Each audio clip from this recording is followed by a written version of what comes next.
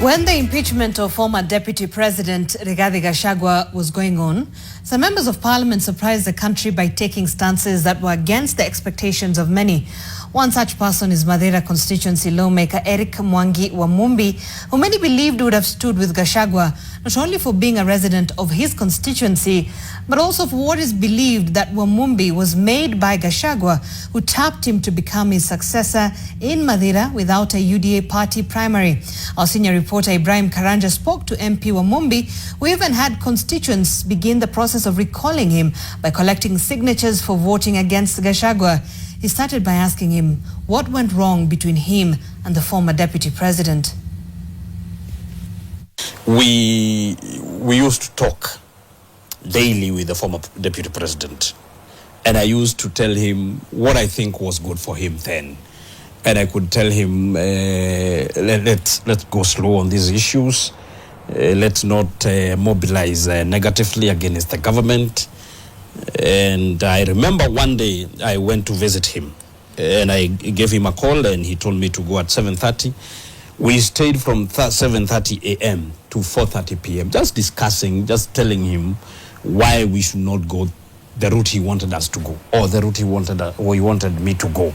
One of them was to start attacking the government and start mobilizing negatively against the government. I refused because I disagreed with him that we shouldn't do that. Even my own mother, Mumbi, I can disagree with her. She is the one who has given birth to me, but I can disagree respectively with her.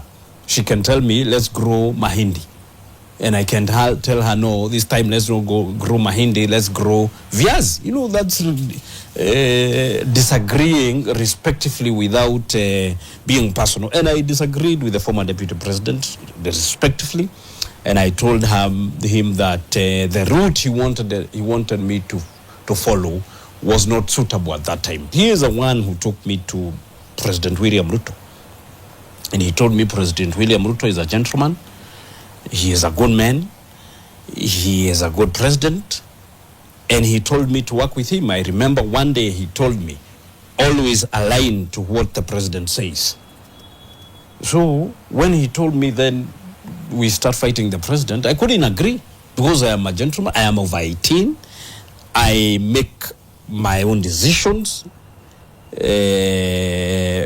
politically. And I made a decision of staying in government and supporting President William Ruto. And the government we formed. I think that's where we differed. And now Akasema, he can no longer work with me. And he brought someone else in Madeira to work with. Oh. Yeah, and I told him, fine, if you find it best to bring someone else, fine. But me, I will continue working for the people of Madeira in government. And they can attest, the people of Madeira can attest that many of the projects that had stalled are now going on. Many road projects that had stalled are going on. If you can remember from 2017 to 2022 when the then Member of Parliament, Rigathi Gachagua, decided to work with the Deputy President and started fighting the President Uhuru Kenyatta, all the projects that were going on in Madeira stalled. Yes. The people of Madeira knows that. And they can agree with me that all the roads stalled. So as the MP, I didn't want to take them through that route again. I evaluated all the situations and I didn't want to be selfish. So that nikienda mashinani wananipigia makofi. I wanted to be selfless and work for them. Even if I work for them for 5 years and deliver all the promises I promised them, deliver all the roads, deliver all the schools, that would be good for me. Today, all the projects in Madeira are going on. That's the choice I made. And I believe to date I made the good choice because this is our government. We made this government. We formed this government. There is no way I could have gone out there to fight the government I formed barely 2 years in office. It was foolishness for me to go and start fighting the government that we formed. I was supposed to support the government, deliver the promises we promised our people.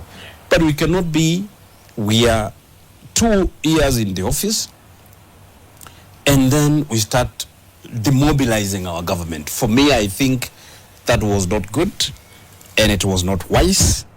The consequences are there, they can be seen. Me, I decided to remain in government for the sake of my people, not for me. You know, people confuse that tunapigwa ngumi ya tumbo. No. For me, I decided, you know, I would be very powerful. They're actually saying that to sign that impeachment motion, you were given some money. Let me tell you. On the date of voting. Let me ask you. More money. Let me ask you. What would have made me a hero? Signing or not signing? If I didn't sign, I would be a hero in this country. I would be very popular in Madeira, but I chose otherwise. For them, it was for them, not for me. They don't seem to see it, so it appears they will see. You're not very They will popular. see it. They will see it. They have actually started seeing it. If I give you my phone, I will show you the messages.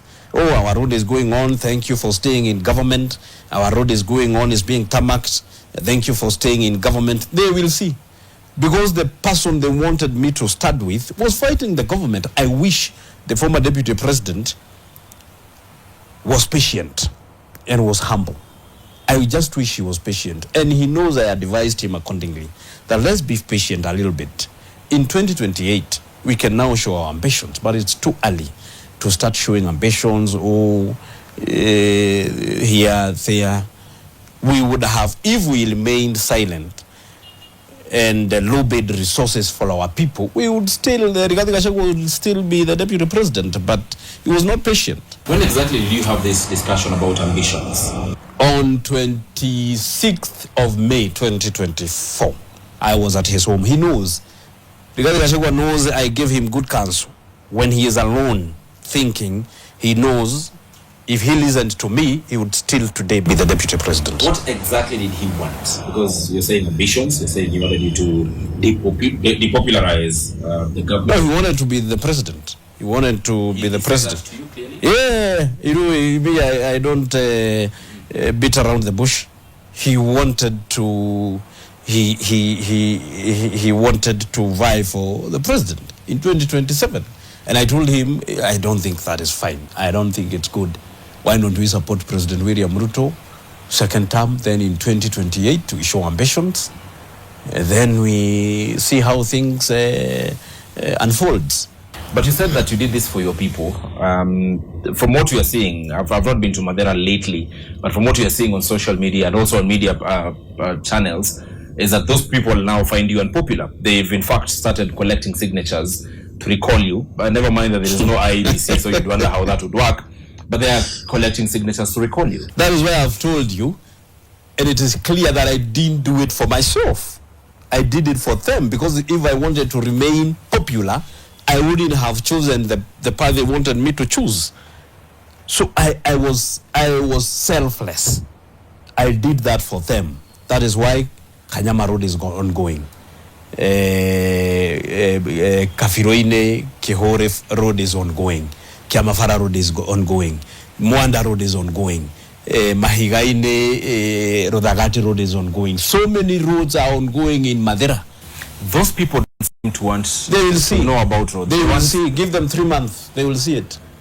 What will happen in 3 months? I know what will happen. They will see it. They have actually started seeing that, oh, Kube, this young man is visionary. He knew what he was doing. Because I knew we will not make it. That's why I decided to remain with the government for the sake of my people. And this government is delivering to my people. Those roads they are seeing, it's not me, it's the government that I chose to support. Yeah, that's why I decided to support the government. Madeira constituency member of parliament Eric Wamumbi, they're having a conversation with a senior political affairs reporter Ibrahim Karanja. Well, time for us to